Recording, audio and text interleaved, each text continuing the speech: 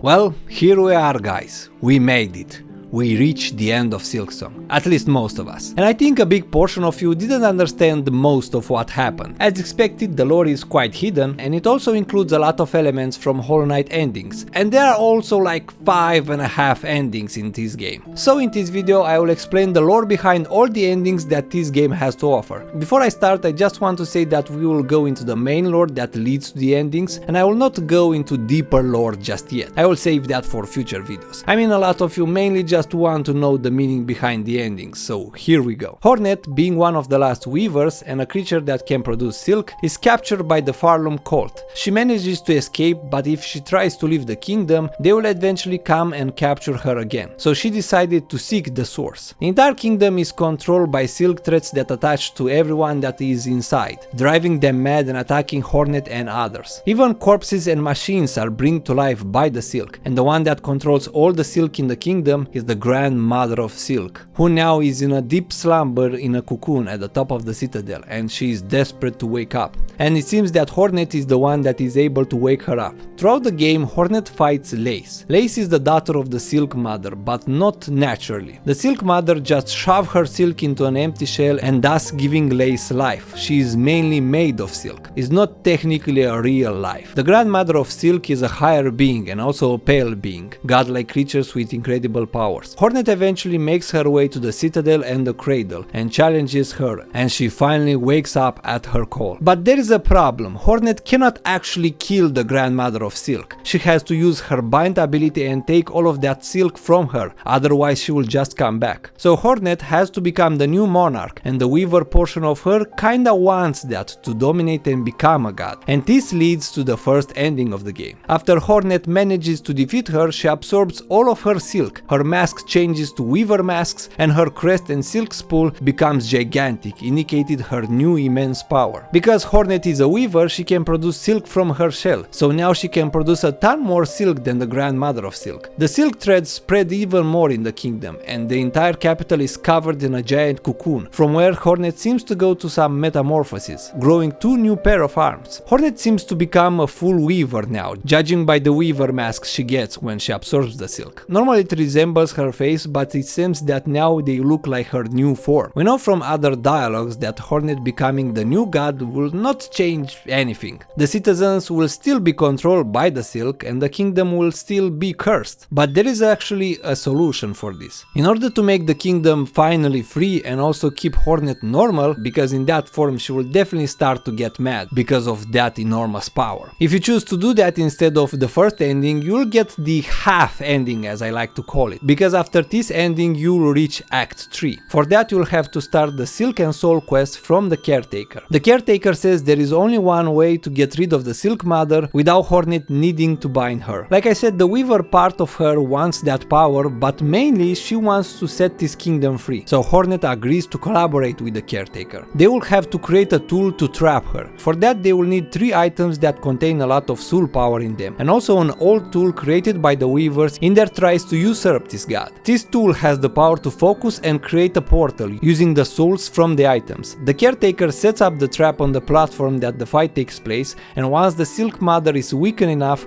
Hornet activates the weapon, but instead of a normal trap, a portal to the depths of the void below Farloom is open. Because plot twist, these 3 NPCs that you get the soul items from are actually snail shamans in disguise. The snail shamans are experts in controlling and manipulating souls, creating powerful spells, and they also have ties and a fixation to the void. They seems to be able to control it to some extent, but at a very low scale compared to the others like the Pale King or the Ancient Kingdom that created the Abyss structures. In order to ensure they will fully get rid of the Grandmother of Silk, they bound that trap to the void. The void is the opposing force to the pale beings and seeks to consume everything it touches. When the void portal opens, the void tendril starts to drag the Silk Mother down, but she wants to drag Hornet with her. In that moment, Lace comes and cuts one of her mother arms and frees Hornet from her grip, but both of them are dragged into the portal in that process. The cradle got destroyed and Hornet fell down from the impact. The reason why Lace did this was because she didn't felt her mother's love. She hated the life that she granted her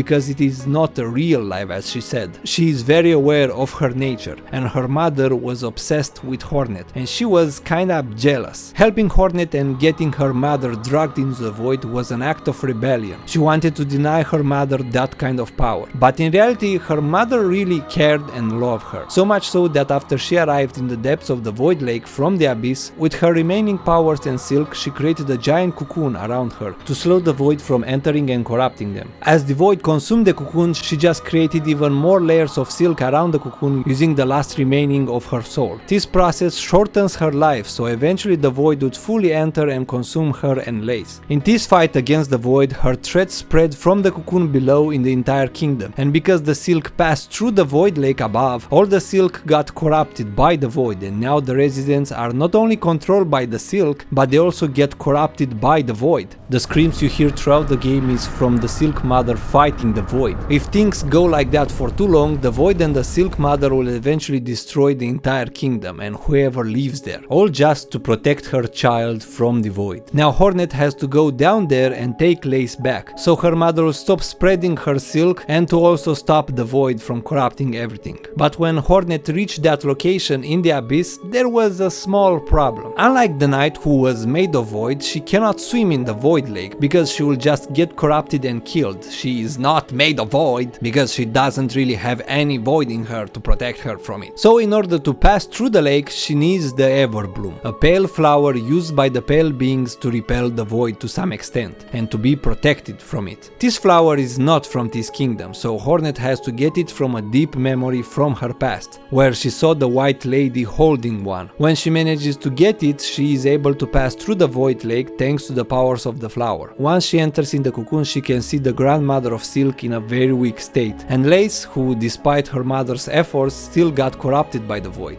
That's why she screams in that fight. She is desperate here. But Hornet can still save Lace. Throughout the fight, the mother starts to lose her remaining strength, so even more void starts to slip in. Once Hornet manages to cleanse Lace of all that void by beating her ass, she takes Lace and asks the Silk Mother to give all of her remaining silk to Hornet, so they can both escape. The mother does that, and with all of that silk, Hornet dashes upwards to escape, and the mother is completely gone after that. That was her last strength. The last problem is that the flower could withstand so much void, and it eventually got consumed and destroyed. The void immediately goes to take both of them, but they were saved by the knight and all the vessels from Hollowness. All of them travel between these two voids to save their sister, and also Lace, and they bring them up to the surface. The kingdom now is finally free from the silk and also from the void. The reason why Lace laughs at the end is because what a crazy thing Hornet just did. She just expressed her disbelief of what just happened right now. To give just two examples, is like Gatsu who laughed after he saw how weak he is compared to Griffith, or how Eren laughs when he experiences immense stress. This ending seems to contradict an old statement that Team Cherry posted in an old Reddit MA. There they said that all endings are canon and they will do their best to account for each one in future stories. This led a lot of people believing that Silksong is a prequel, which is definitely not. They even said long ago it's a sequel. It looks now that Team Cherry dropped that idea, probably because it complicated things too much. The only option would have been to never mention any past events, but then we will never have this beautiful cutscene. So now only two Hollow Knight endings are canon. The first one is the Dream No More, where the knight took this void tentacle form and they and all the other siblings took down the Radiance, and she was absorbed by the void. But we also see glimpses of the Lord of Shades. This creature appears in the endings where the Radiance is killed by this giant void creature made by combining all the vessels together and a big portion of void. So it makes sense to see something like that with all the vessels together in a place like this full of void. It is almost the exact setup when we first saw the Lord of Shades. But because the Lord of Shades and the vessels are still in Abyss, it means only the flower version of this ending is canon. There are two variants of this ending in Hollow Knight. One has the Lord of Shades entering in Hollowness through the body of the Godseeker, and the other one has the Lord of Shades sealed and stopped by the delicate flower, remaining in the void, just like we see here in Silksong. When Hornet said she remembers how the flower can and repel the void, I thought she was referring to this scene, but apparently she saw it with the White Lady, so never mind.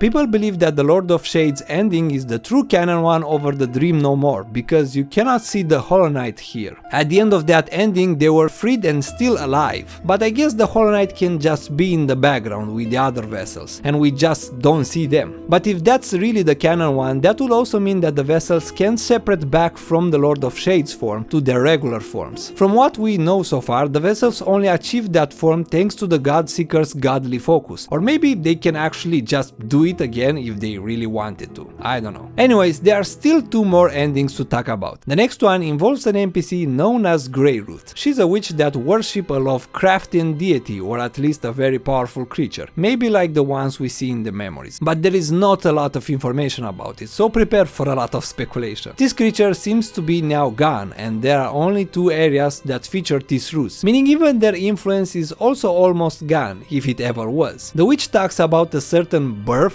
possibly meaning this is the first time this creature comes to life, but the quest that involves this creature is called the Rite of Rebirth, indicating this is the second coming of this creature. So I mainly go with that as a rebirth. I mean, these roots must have come from somewhere. Maybe this and the witch are the last remnants of their influence. Anyways, the witch awaits the moment of rebirth of this twisted creature. After Hornet wakes her from a long slumber, she started to prepare for the ritual. She kidnaps bugs and traps them in roots so the child could absorb them and grow. Later in the game, Hornet can find this nightmarish child far away in the Bilewater area, surrounded by roots. This is probably the place where that creature died and laid their egg for a new body. Once Hornet gives the twisted bud to the witch, she also captures her, because she is the perfect host for the twisted bud to grow and be born. So now Hornet is infected with this creature and the roots, and the witch also looks like she gave her life essence to the child, alongside the other bugs that Hornet is surrounded when she was captured. All of them were used to feed the child. The child absorbed all of their essence. The child right now has more power than Hornet, so she cannot get rid of it herself. So she asked the help of a shitty doctor that was kicked out by the others from the capital. Probably because of her unorthodox ways, or maybe because she uses infected tools from some guys in this area that is known to have infections and dead bodies. Even she seems to have a lot of dead bodies under her workplace. So you can guess how professional she is. She wants to cure an unheard infection to show the others how great she is. So Hornet is the perfect test subject, but she was not even able to cure Hornet from this parasite. She very painfully just weakened the infection to the point that Hornet was able to take control of it.